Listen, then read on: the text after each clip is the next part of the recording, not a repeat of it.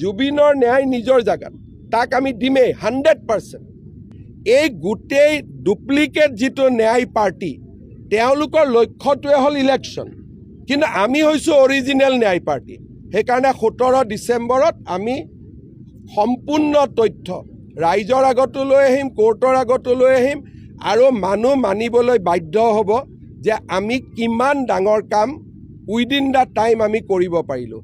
মই ইমান কনফিডেণ্টলি কৈ আছোঁ যেতিয়া, তাৰ পৰা আপোনালোকে বুজি পাওক যে মই কিমান বেছি কনফিডেণ্ট যে ডাঙৰ তথ্য সহকাৰে SIT ৰিপৰ্ট হ'ব আৰু বহুত অসমৰ নজনা মানুহে বহুত কথা জানিব। এতিয়া অখিল গগৈয়ে ক'ব হিমন্ত বিশ্ব শৰ্মাই কেনেকৈ গম পালে? মই দেশৰ গৃহমন্ত্ৰী, ৰাজ্যৰ গৃহমন্ত্ৰী, যিখিনি মই গম পাব লাগে এইখিনিতো মই গম পাবই লাগিব। 17 ডিচেম্বৰ লাষ্ট ডেট হয়, 19 তাৰিখে তেওঁ ঢুকাইছিলে, গতিকে আমি 3 মাহত দিব লাগে। গতিকে 17 ডিচেম্বৰটো আমি লাষ্ট ডেট ধৰিছোঁ, কিন্তু SITয়ে মোক কোৱা মতে তাতকৈ আগতেই কাম হৈ যাব। মই লাষ্ট ডেটটো কৈ আছোঁ।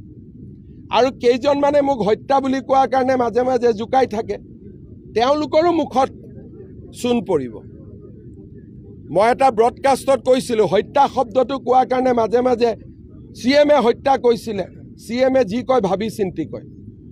CMয়ে এটা কথাও উপৰুৱাকৈ নকয়। জুবিনৰ ন্যায় নিজৰ জাগাত তাক আমি দিমেই 100%।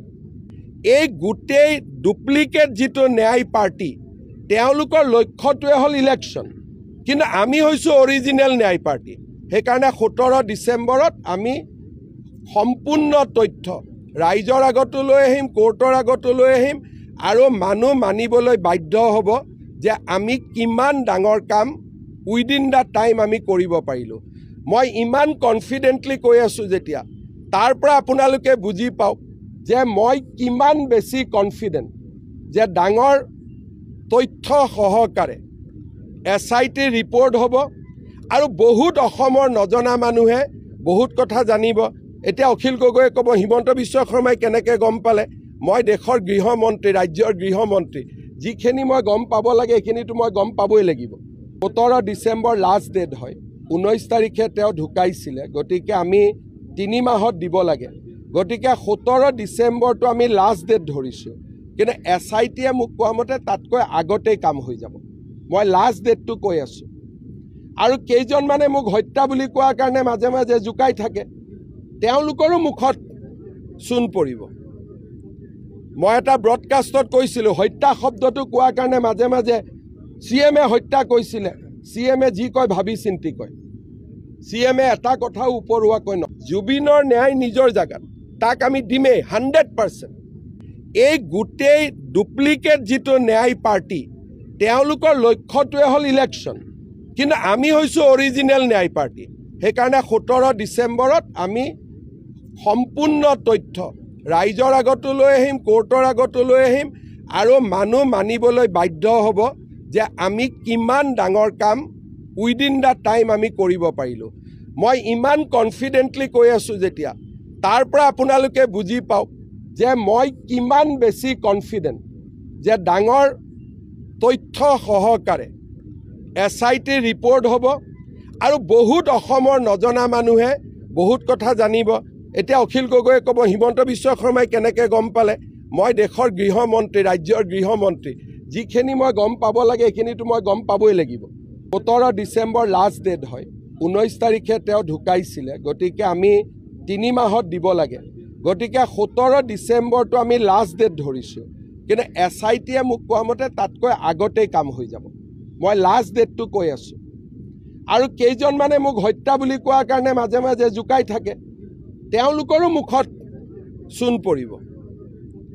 মই এটা ব্ৰডকাষ্টত কৈছিলোঁ, হত্যা শব্দটো কোৱাৰ কাৰণে মাজে মাজে CMয়ে হত্যা কৈছিলে, CMয়ে যি কয় ভাবি চিন্তি কয়।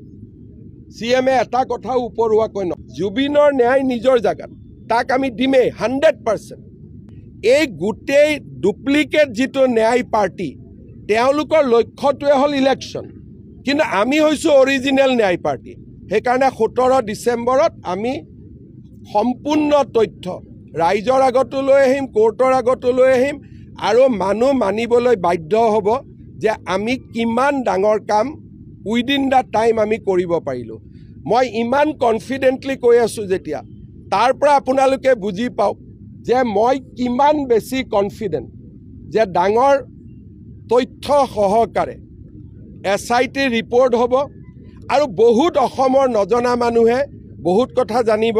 এতিয়া অখিল গগৈয়ে ক'ব হিমন্ত বিশ্ব শৰ্মাই কেনেকৈ গম পালে? মই দেশৰ গৃহমন্ত্ৰী, ৰাজ্যৰ গৃহমন্ত্ৰী, যিখিনি মই গম পাব লাগে সেইখিনিতো মই গম পাবই লাগিব। 17 ডিচেম্বৰ লাষ্ট ডেট হয়, 19 তাৰিখে তেওঁ ঢুকাইছিলে, গতিকে আমি 3 মাহত দিব লাগে। গতিকে 17 ডিচেম্বৰটো আমি লাষ্ট ডেট ধৰিছোঁ, কিন্তু SITয়ে মোক কোৱা মতে তাতকৈ আগতেই কাম হৈ যাব। মই লাষ্ট ডেটটো কৈ আছোঁ। আৰু কেইজনমানে মোক হত্যা বুলি কোৱাৰ কাৰণে মাজে মাজে জোকাই থাকে, তেওঁলোকৰো মুখত চূণ পৰিব। মই এটা ব্ৰডকাষ্টত কৈছিলোঁ, হত্যা শব্দটো কোৱাৰ কাৰণে মাজে মাজে CMে হত্যা কৈছিলে, CMে যি কয় ভাবি চিন্তি কয়। CMে এটা কথাও উপৰুৱাকৈ